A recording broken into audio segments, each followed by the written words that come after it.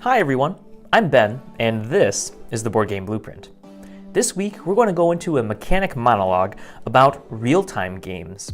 To define the genre, I would go ahead and say that a real-time game is one where the time in the real world actually plays a role in the game itself. So maybe rounds and turns that are normally seen or implemented, played through, experienced in other games are kind of out the window in some aspects.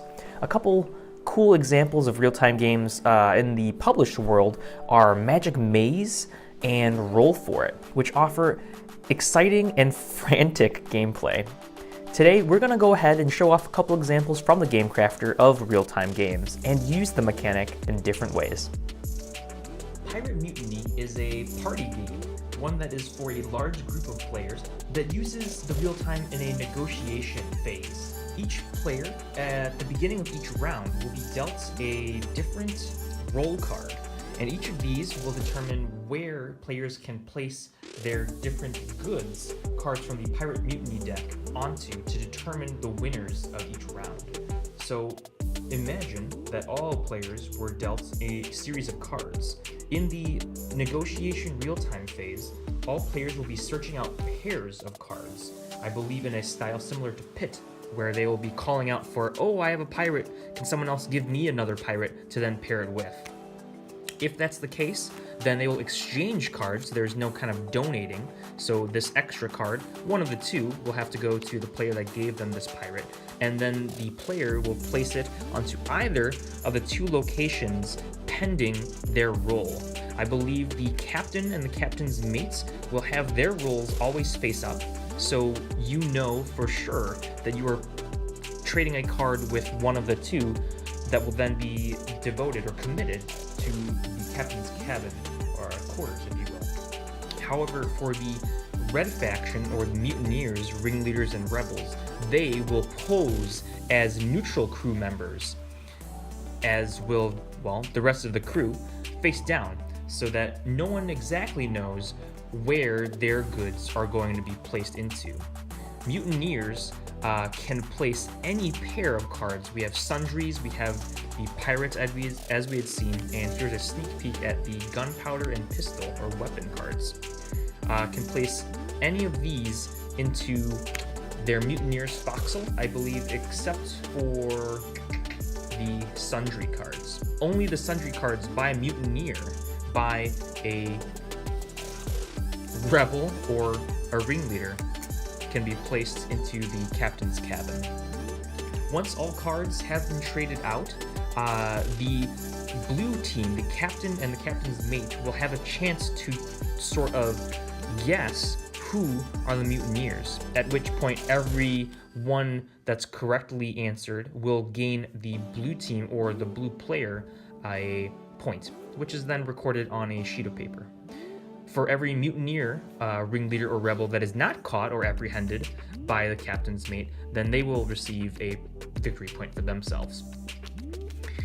Finally, once we resolve or have guessed who's who, we will then reveal what pairs are, at which point you'll roll with a d6 as appropriate to determine the strength values, and those at the end of the round, totaling up all the different pairs, will provide victory points to the team or players who are on whichever team they decided for points. The game ends after an agreed number of rounds or an agreed number of victory points. One thing that I totally forgot to mention is that the crew will be revealing their cards after the mutineers, the rebels and ringleaders, have been selected to determine their loyalty, about which side they want to join in hopes of winning.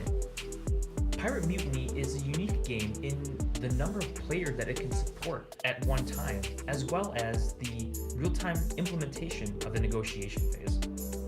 I think it can be pretty neat too for you to choose which sides you want to be on, and at the end of each round, all the roles will be switched, save for the captain's mates, captain, and the ringleader and rebel.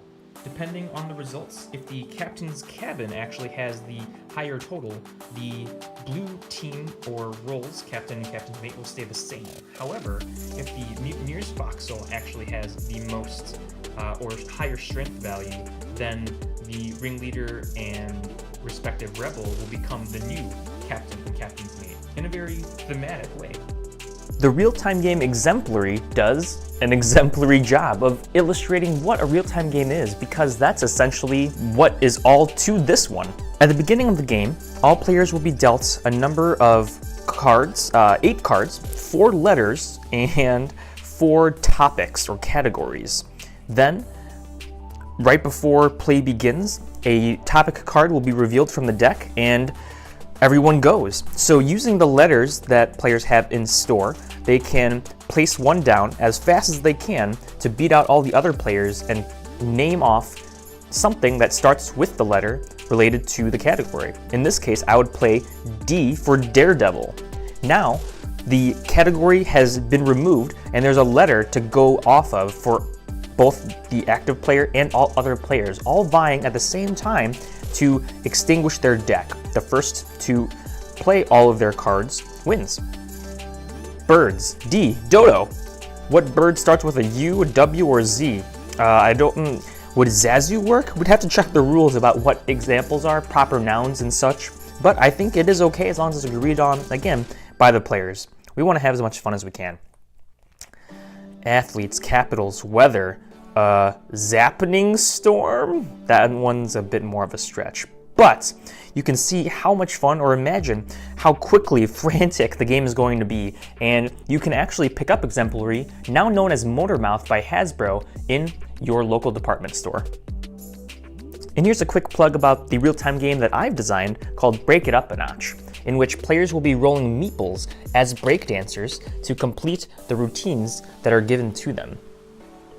All players, or excuse me, all meeples, all dancers that are standing vertically or are upright can be placed onto different cards, whereas the rest of them will have to be rolled again and placed thusly. Whoops. When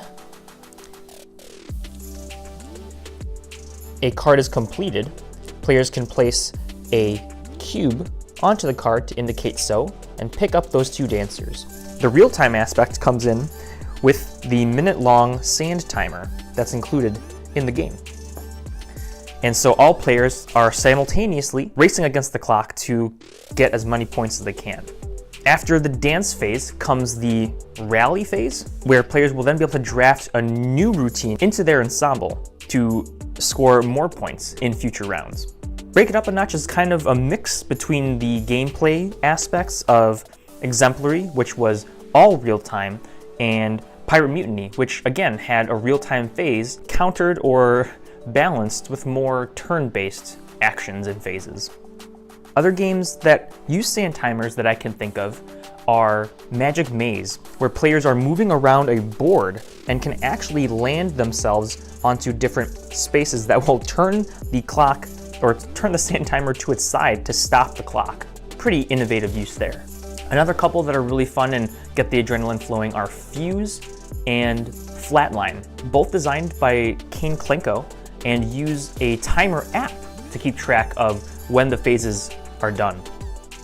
I hope these examples showed you a couple different ways that a real-time can be implemented into a game, where it's not just going to be against the clock, but also against other players and so on. If you're working on a design that uses real-time, please let us know how you're going to set yours apart from the rest. If you like this video, please give it a thumbs up and hit the subscribe button so that you can stay up to date on future content like this. As always, I'm Ben. This has been another episode of the Board Game Blueprint. And together, let's build something great.